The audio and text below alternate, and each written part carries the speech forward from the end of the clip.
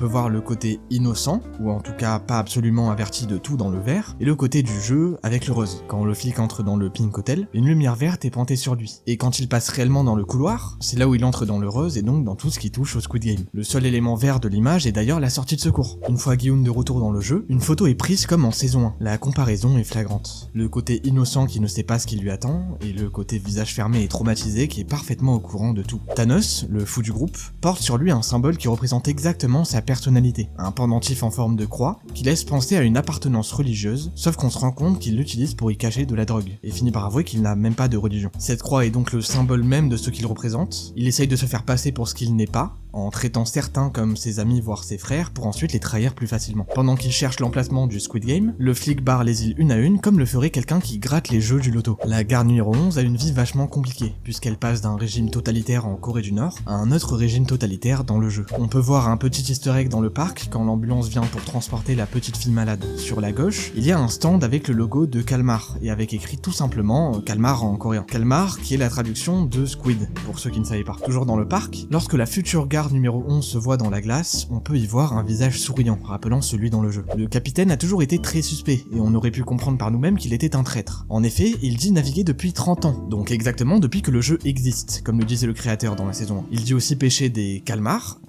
Tiens, c'est lui qui a sauvé le flic, donc il devait forcément pas être loin de l'île où se trouve le jeu, et pourtant, en 2 ans de recherche, ils n'ont pas été capables de la retrouver. C'est sûrement le maître du jeu qui lui a demandé de le repêcher et de le garder loin de l'île, à la fois pour ne pas risquer de se faire démasquer, et aussi pour le protéger, lui qui reste son frère. Le capitaine a certainement barré l'île sur la carte, alors qu'il ne l'a pas emmené là-bas. Après tout, comment pourrait-il savoir où il est vraiment? Dans cette saison, on en apprend plus sur le passé du maître du jeu.